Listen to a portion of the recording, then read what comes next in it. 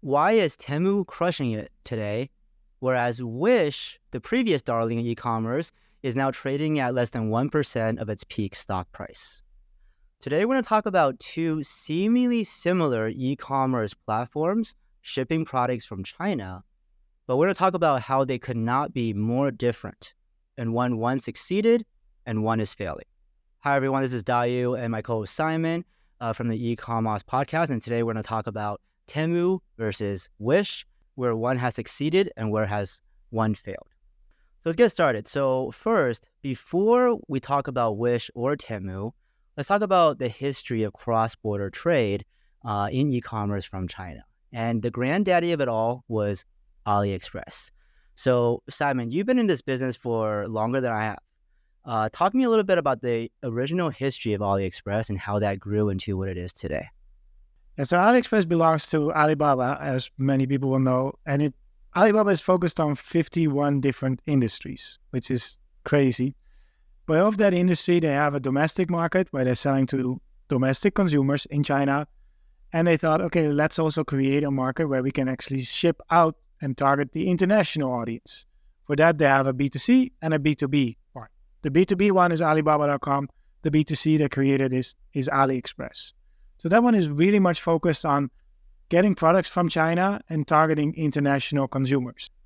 Actually, I think this goes back to 2014, maybe even a little bit, even earlier than that, where they just started to target it, not knowing that it could be something, but just knowing that there was something, not knowing how big it could be. And that kind of like played the whole game. And I think you know as well, Dario, and how AliExpress actually has influenced our work in a positive way by creating a supply chain from China and allowing international sellers to tap into that. I'm sure you've been there as well early in the journey to see that. I've looked at it from a supply chain perspective. So I saw shipping lines coming up. I saw postal companies becoming less valuable, shipping lines coming up, such as Unexpress.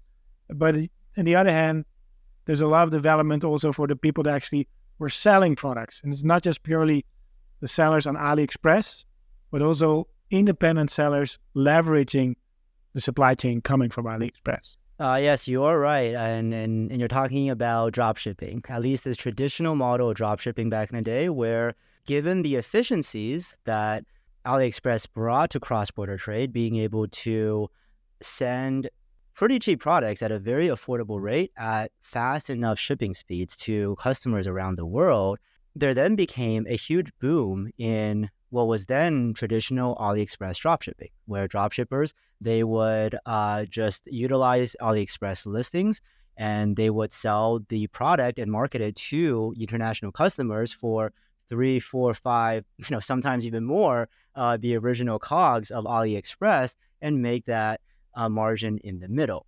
Now, this actually created a huge demand then, or increased demand at higher volume for AliExpress in general, which, paired with the actual increase in, because there were a lot of consumers who actually just purchased directly from AliExpress anyways. But once dropshippers came into the mix and so they started scaling, that's where the volume really got a lot higher. And because actually there was this dropshipper in the middle, representing it as a brand, then that actually pushed for additional pressure on the entire logistical supply chain in order to actually increase the experience for customers. So let's not talk about the product for now, but let's talk about actually the pressure created on shipping logistics. All right. So tell us a little bit about how where AliExpress shipping first started and where it evolved into today. Yeah, so AliExpress actually just leveraged postal shipping, which is basically China Post, better known as e-packet, which is technically China Post, someone comes to pick up your parcels from the warehouse where you prepared them, and that is being brought into the network of the China Post, where they have 4 hubs which they used in China, and then by air it's flown to the final destination. But that was highly inefficient because the whole flow is not designed for B2C. It was designed for C2C, on how to send a letter or a parcel or a gift, something you want to send, and send it to the end consumer, not even consumer, but someone that you know. So it was a C2C flow, which was not built on how do I get a parcel from A to B in the fastest way. It was purely just how to get it from A to B. There was no efficiency. Sometimes even trucks were driving to airports because there was an availability. But also very important to know is that postal shipments are not on a plane with a high priority. It's not a commercial flight in that sense. They go on a flight when there's a space. If they can sell the space for a higher price to someone else, the parcel with China Post did not go on board, which is very interesting how this actually went. And then it arrived in the destination, and the same happened for the local postal company who was then receiving it. Because with post, it's post to post. So China Post to USPS, or China Post to Royal Mail, or China Post to whatever is the local postal company. That local postal company is also not incentivized to handle this with the highest speed possible. China was still developed or considered an underdeveloped country and therefore highly subsidized and loss-making for the final last mile postal company. There was no reason for them to even pick up the parcel faster and handle that in comparison with their actual paying clients that do have a higher priority.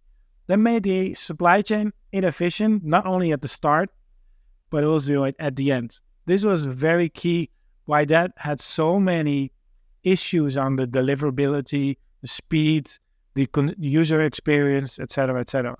Yes, I certainly remember those days. And I think that those who have been e-com for a long time and maybe tested out China shipping, let's say 7-10 years ago, that's probably what you experienced. You probably utilize ePacket or something similar. You probably had some customs issues. You probably had some Chinese on your label as well, and it was very inconsistent. All of this pressure to improve customer experiences has really driven a lot of innovation in courier choices as well. So Simon, tell us a little bit about that. Once the final last mile companies, postal companies, realized there was a bunch of volume coming out of China, they were wondering, should we go there ourselves? And should we try to get that volume ourselves? Well, that actually happened. Officially, they had difficulties to establish themselves because one country can only have one postal company, but they can have a commercial presence, which meant who is actually shipping these parcels and can we reach them ourselves? Postal companies were establishing themselves in China to find the seller and help them to receive the parcels and then pass it onwards in that network.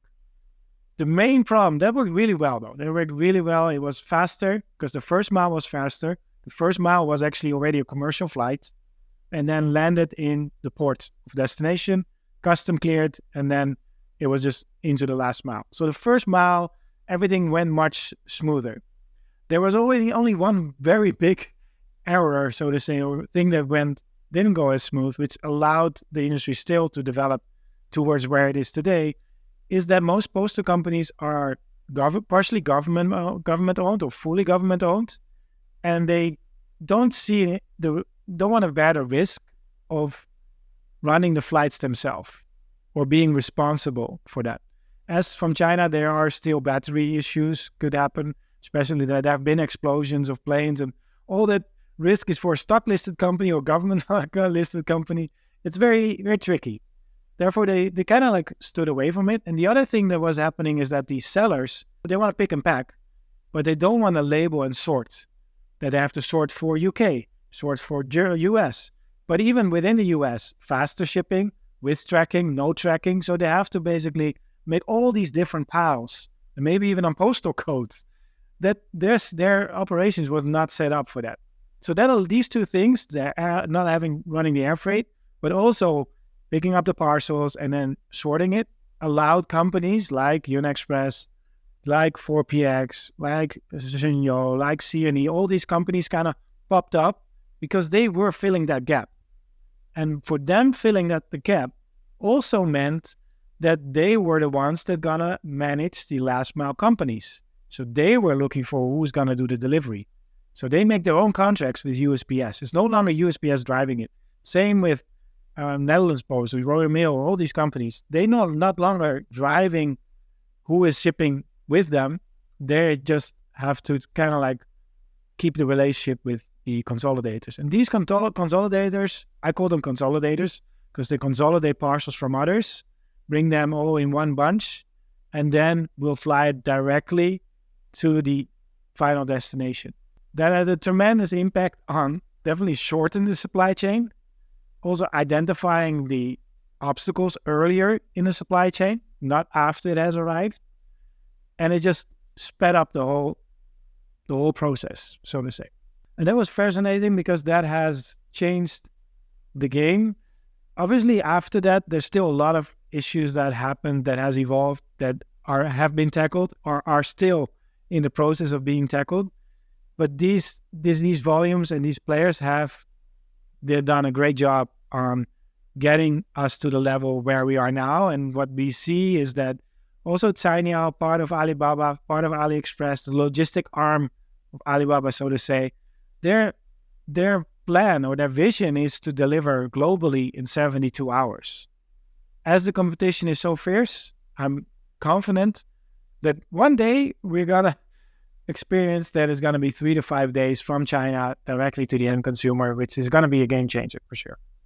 So it makes sense. Now, what I'm really hearing actually is since the early days of AliExpress, since the early days of inconsistent e-package shipping, the shipping quality, the shipping consistency and speed has really stabilized and improved, and it's constantly improving. So what I hear then is that, well, shipping in itself from China to other markets is really less of a critical issue.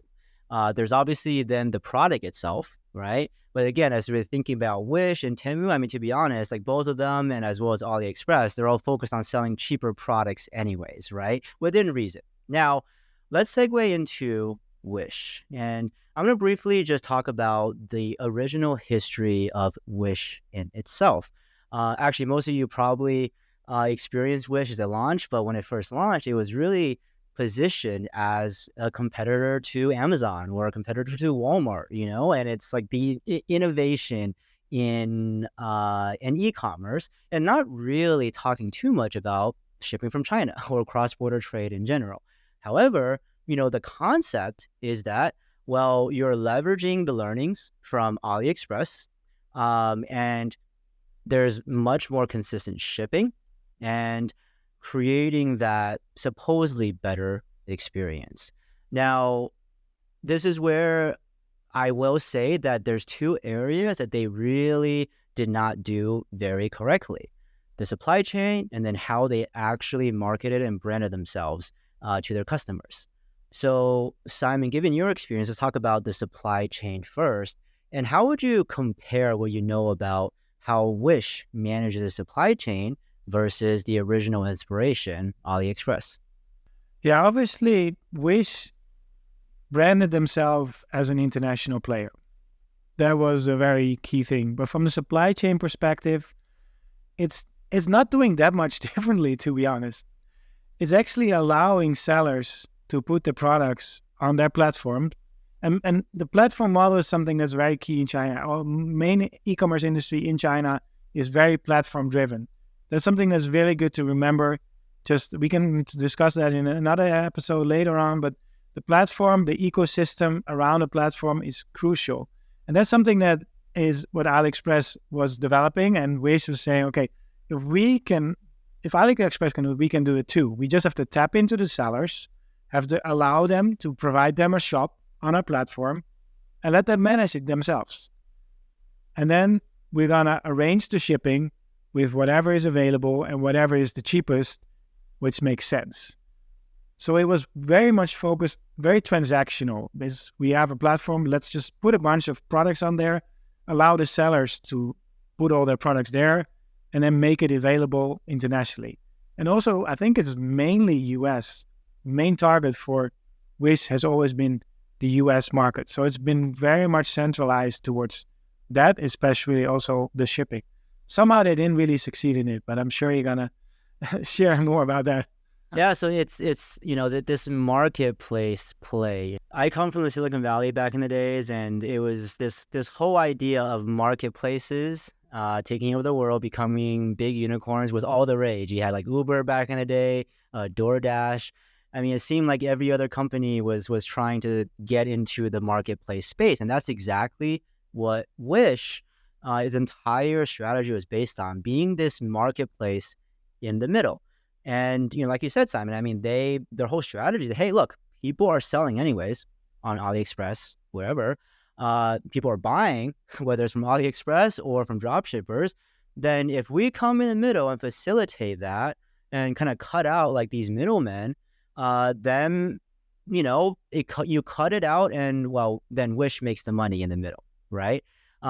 So theoretically, it made a lot of sense.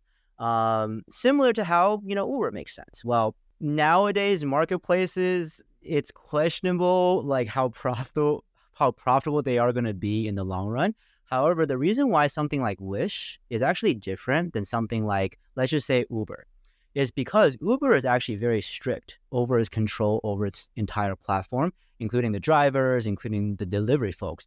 If the drivers or delivery guys, they make major mistakes, they get reported, then their feedback scores get dinged, they get banned for the platform, right? So especially for those drivers who actually utilize Uber as a significant portion of the income, they don't want that to happen.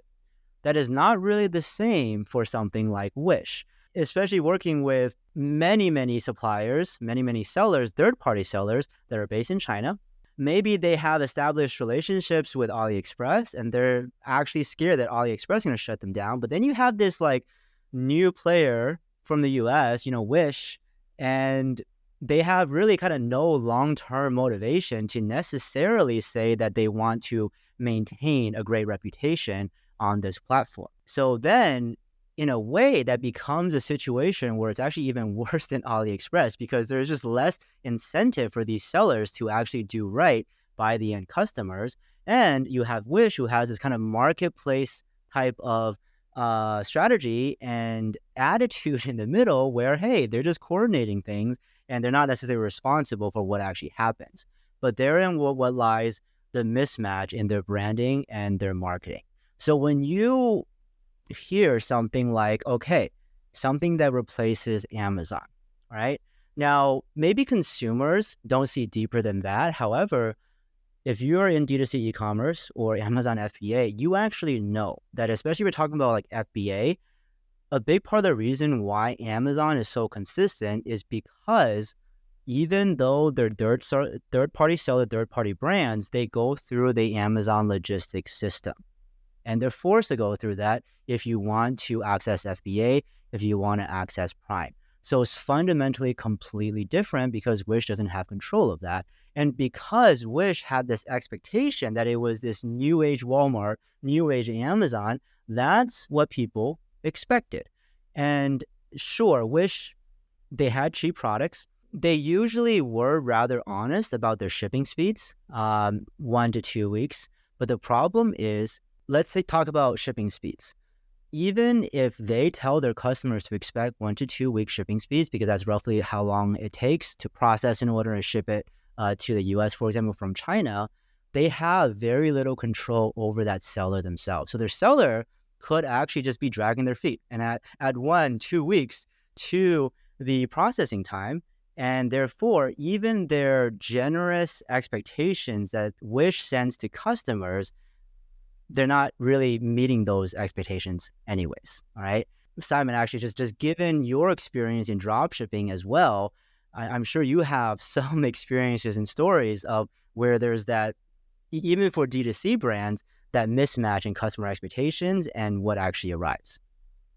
Yeah, one of the key issues, especially with dropshipping, is if you don't have an existing stock or an existing supply, things get delayed. And that delay can go up to a week or more, even having the goods physically in your hand or even put in a parcel. That's crucial, because if you don't have access to the supply, you have an order, but still someone needs to fulfill it. It's not a magic button. The order comes in and then somebody is picking it automatically and then wrapping it and making it ready, and the next day it's shipped out. There's a ton of process happening behind, especially when these sellers are also running their own stores. They're competing with each other. And so basically the consumer decides who they're going to buy from, which can be on review or price. And with these low price platforms, it tends to be on price. But somebody needs to cut the corner somewhere to be able to offer the lower price, whether that's on human resource, whether that's on material, whether that's on speed, whether it's on shipping lines. So in this way, you actually are allowing your suppliers to put the products there for a low price, but no consequence if it doesn't work. And that's kind of like the tricky part. Yeah, and by the way, when you're talking about competition, now we're not even just talking about competition for, let's say, the same AliExpress seller. A lot of these sellers, they're actually on AliExpress as well. They're actually on Wish as well. They're on Taobao, maybe, they're selling across multiple channels. And anyone who's ever tried dropshipping, especially off of AliExpress, should know that inventory numbers are never accurate, right? So there's all these competing channels for potentially the same inventory. And Wish really has no control over that. And not only that, though, and this is something that I especially want maybe dropshippers to be aware of, is Wish is a perfect example of focusing way too much on front-end marketing. So at one point, they were actually the biggest spender of Facebook and Instagram ads. And they spent billions of dollars on marketing their platform, but very little comparatively on actually solving these supply chain issues. So essentially, they were just focusing on growth, focusing on scaling up, and all these supply chain issues started compounding with itself.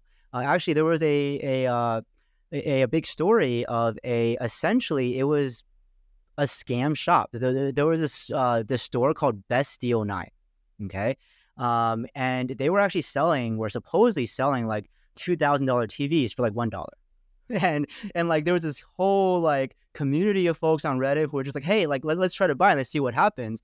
And they just never get delivered, right? Now, I guess you don't lose out on that much. I mean, I guess you lose out on $2 and you get a refund anyways, right?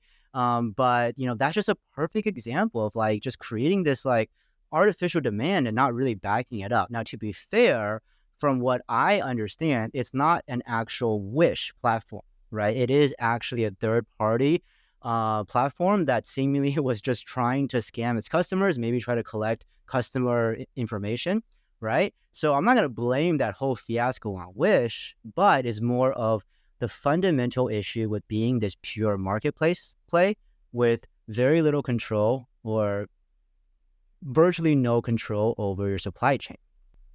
All right, so enough about Wish. Let's shift gear and go into Temu, because that's what it's the one that's now changing the market. So Dai, can you share a little bit more about the history of Temu? We can't really talk about Temu and how it's different without actually addressing first its parent company. So its parent company is called Pinduoduo. That's PDD. They're actually listed on, I believe, NASDAQ. So PDD is a massive company, by the way. And I think a lot of folks don't realize that PDD supports Temu and how big Temu is. At the time of this recording, sometime in 2024, they have a market cap of 170 billion. Whereas versus Alibaba right now, they have 180 billion market cap. So right now, as we speak, very similar market cap as Alibaba. Now, what is Pinduoduo? Pinduoduo was an innovation in China e-commerce. So this was focused on domestic China e-commerce, where they innovated this idea of crowd buying from factories and delivering for cheap to those who put in the order in that crowd buying. So how it worked is, for example, they would offer toilet paper for 30% the retail cost.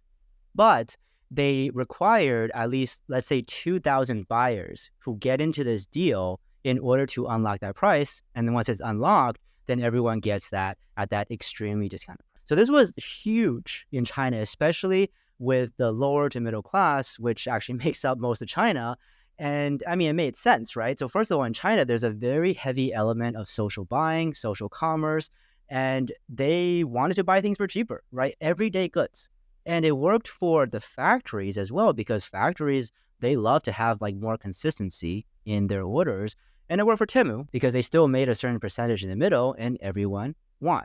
So that was the original parent company that then utilized that foundational supply chain and applied it to how they operated Temu. Now, Temu doesn't have that same crowd buying element.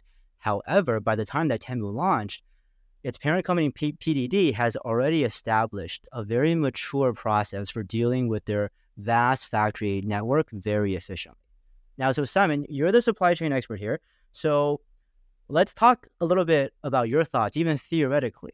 Like, what are the benefits of, we don't even have to talk about Temu right now, but what are the benefits of even Pinduoduo's original model of working directly with factories and selling it to consumers at scale?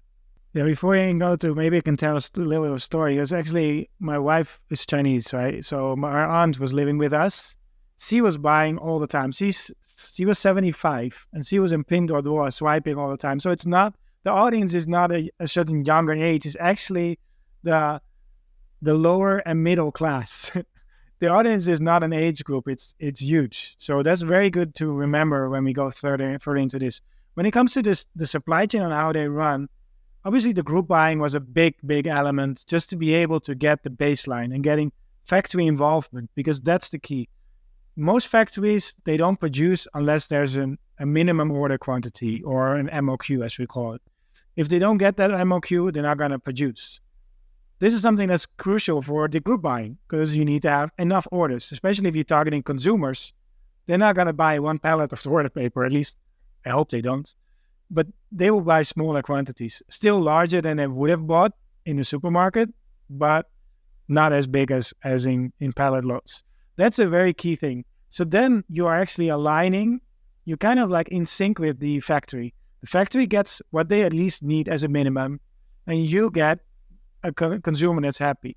The consumer itself also obviously is, Chinese consumers are relatively spoiled. So they are driving the demand as well. If you are not delivering in time, you get an issue. You get refunds. People will just make bad comments on your post. They're very vigorous, Chinese consumers, on that aspect. So that means you really have to sort out your supply chain. Even China is huge. So having an order from having your factory or warehouse in Beijing and then having a delivery in the south, for example, in Shenzhen, that's a challenge to get that done in a very fast speed. So the infrastructure in China has kind of grown because of the consumer demand. It was needed to make the production go through the country, but also the logistic companies internally, they're all competing with each other. So logistic companies internally in China are different companies than the ones that are shipping outside, but the mindset is the same.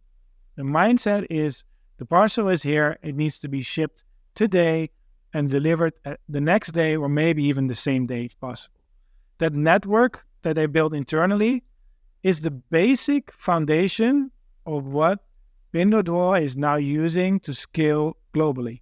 That's a key thing to remember, that they haven't built this from since last year when they launched. They've been building this for years, but it's been built domestically and therefore not always visible. Most of the consumers or operators or industry leaders. So Simon, actually, one very interesting thing you just said there is that the Chinese market is kind of spoiled, right? Because usually when we think about D2C ecom, we think about like Americans are spoiled by like 2-day shipping from Prime. There's, but actually you are completely right. Chinese consumers are actually even more spoiled sometimes. You buy something on Taobao and it comes the next day. And actually Chinese consumers actually are pretty picky about quality as well, right? So this is where like I do want to emphasize that there can be a misconception that things from China or things shipped from China is lower quality, it's less consistent, right? But the ironic thing is that tends to manifest itself exactly when you're utilizing drop shipping or cross-border trade, right? And the big driver of that is not actually because the product quality is very bad, just because the shipping is bad. It's literally because whoever is selling you that product does not have enough control over the supply chain. Pinduoduo and then now Temu, because they have that direct control over their supply chain, even though Temu's model is not crowd buying, if you think about it, if they launch a product, they sell 2,000 of it right just like that because it's so cheap, that's effectively crowd buying anyways. Now what Temu can do is that they actually utilize their supply chain network and they can actually have oversight over the product quality and also the shipping speeds as well. Now, they're obviously not selling the highest premium versions of the products. Now, by the way, I think in the future they might get into that. But for now, they're still selling relatively cheap, but good value products, let's call it. But they can control that. And with shipping speeds as well. When they say something takes 5 to 10 days, which is about how long it takes to ship from China, it's going to take 5 to 10 days because they control that supply chain. And this is something that we have really seen recently as one of the most important considerations as you're thinking about running and scaling a D2C brand. I think traditionally, years ago, it was really all about the marketing. Or you have large production runs and you store it and fulfill it from the US from a local warehouse, for example, right? Now, if you're talking about cross-border trade and all the efficiencies that gets from shipping from China, that is where you have to actually control or have some control and oversight over your supply chain in order to actually make that work. Because, the supply chain is at least half of your business as a D2C e-com seller, all right? If you had inventory in the US, you obviously would spend a lot of time and effort managing that. Just because you have inventory from China does not actually mean that you don't have to manage it. You don't have to think about that at all. And this is where Temu is able to maintain its consistency. We've also seen similarities in Shein, for example. And actually, Simon, this is something that a lot of our clients, they're not big marketplaces, they're not big platforms, right? But they're actually kind of utilizing this philosophy as well to optimize for their customer experience. Tell us a little bit about your insights, even for just a normal D2C brand out there, which I'm sure that's what a lot of audiences are, right? How do you take insights from something like Temu and actually improve their business? Yeah, one thing that didn't come up till now, which I think is very important to mention, which came up with Wish but didn't come up with Temu, is that there's a carrot and stick model. Means that you are rewarding good behavior and you punish bad behavior. With actually, Wish was open up for, if you remember, it was open up for any supplier who wanted to sell any product. Temu is selecting the supplier. So let's say this microphone, I'm not going to sell this microphone hundreds of times. I'm going to let the suppliers bid against each other themselves to get the best one with the best quality, best price, and that one is going to get listed. Once they get listed, they will get the orders. That's their benefit. The same they do even with the supply chain, with the logistic companies. Anyone that's want to do their shipping, they have certain criteria that they have to fulfill. Otherwise, they get a penalty. There's a lot of penalty clauses for both suppliers, logistic companies, any service providing around that platform. That's very much the different model compared to Wish, where it was much more open for anyone to participate. And there are very strict criteria, but there's also a lot of punishments and risk that come with it. It's crucial to understand that is the way how they control the quality, the supply chain, the price point, and everything that comes with it. But in that sense, not every factory, because I get to Shein and Temu out there are different, but not every factory is equipped to run a B2C model. It also requires significant investment in systems, in technology, in processes. They're facilitating that. They actually also are aware that to be able to reach their goal, they need to invest further back in the supply chain. It's not like, I need you to do this and you need me to give this for that price. They understand it doesn't work that way. It is a give and take. Like, I need to help you to open up for the things that we want to get out of you. It's really much a dialogue. It's not as much, here's the platform, here's your login, go do your thing.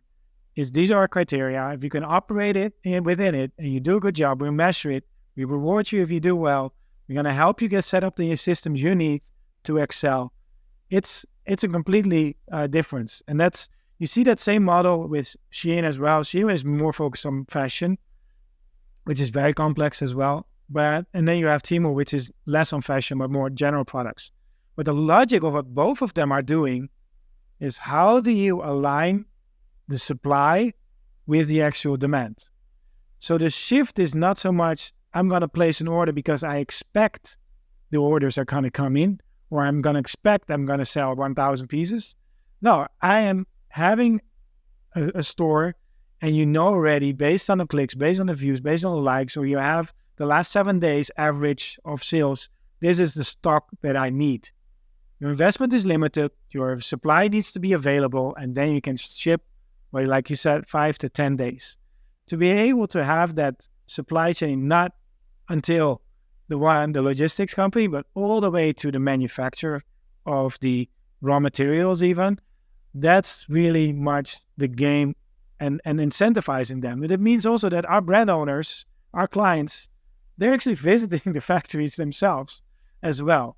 It's not a black box. It's a very transparent box. And they are also educating their suppliers on this is our store, this is what we do, this is what we want you to create or to participate in so that we both can grow and create a win-win. It is not anymore, I need this from you, please give it to me for the best possible price. It is a game of where you are, I can create this demand, you can create this supply. How do we find each other and cooperate? Yeah, exactly. And that comes back to this idea of having more of an integrated supply chain, or at least an integrated view into your supply chain. The biggest retail brands in the world have supply chain teams that visit their factories. And even smaller D2C brands, a lot of our clients, they either have visited their factories before, or they have a sourcing agent in the middle who represents them to the factory.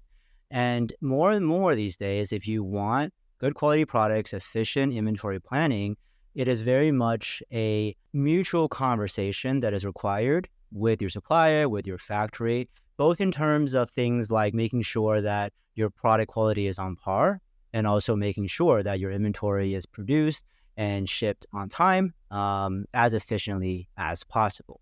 And this is really the supply chain innovation that came from PDD, utilizing Temu, and really the biggest driver of Temu's success. Now, supply chain aside, let's talk about their branding and marketing strategy. Well, a question to viewers out there, who thinks that Temu is not shipping from China? I mean, virtually no one. I mean, everyone knows that Temu ships from China, and their entire slogan is shop like a billionaire. Obviously, that's not literal. I mean, shop like you feel like you're a billionaire because everything is so cheap. So everything is ridiculously cheap. And they're very honest about it. And again, they say they ship from China. They say it's going to take a week, 14 days, and it's going to arrive in a week and 14 days, and it's going to be from China, and it's going to be something that you pay $2 for, and you're happy you paid $2 for, right? And that's their entire model. And like, this is kind of where it's such a big difference from, especially when Wish first started out, this new Amazon, right? Where they were actually kind of iffy about like where it's from. People figured out, obviously, right? But it was just all smoke and mirrors, like trying to hide that at first. And this is something that I also really want the audience out there, especially if you're a smaller D2C brand or you're a drop shipper, is be very careful, especially these days, not to overmarket.